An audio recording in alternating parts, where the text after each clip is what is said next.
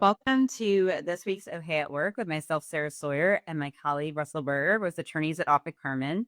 And today we are kicking off the year with talking about something that's been in the headlines, which is the reclassification at the federal level of marijuana.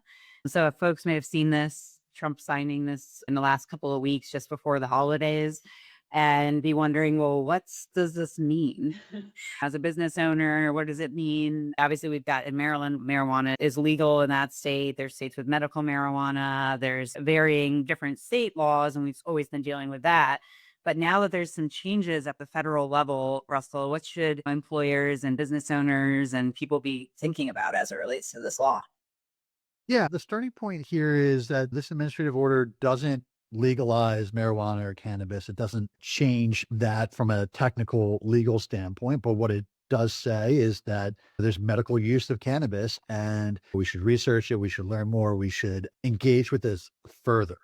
So, from that kind of technical standpoint, it does not change anything. So we don't have to tear up the handbooks, the policies that we've drafted over the last couple of years and start all over.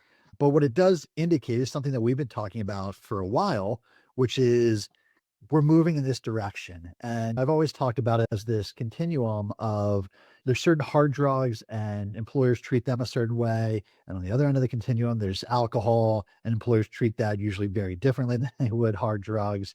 And cannabis has been historically treated more like the hard drugs. And what we're seeing is this erosion of that, and to the point where cannabis is becoming more and more treated like alcohol.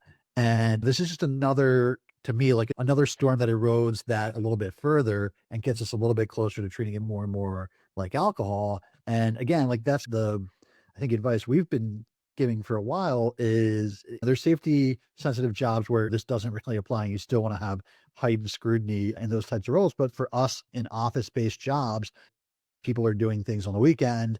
Does it really impact the work? If they need it for their health, does it really impact the work? And shifting kind of the employer focus, not from the black and white, you're using it or you're not type of analysis to does it affect the workplace? Does it affect your performance? Are you coming to work under the influence? Yeah, and I think to your point about the health related aspect of it, some of the commentary that has been published in conjunction with this does focus a lot on the medical use piece of it and acknowledging that there might be potential medical uses for cannabis and that those might be acceptable and previewing that for future developments here. And that does make it, in addition to the recreational use and comparing it to alcohol and that behavioral piece. And so someone might be on painkillers, for instance, right? And they might be legitimately on painkillers for a good health related reason, but also you have an interest in not having them be impaired at work because they operate machinery, right? And there's ways that you need to navigate that.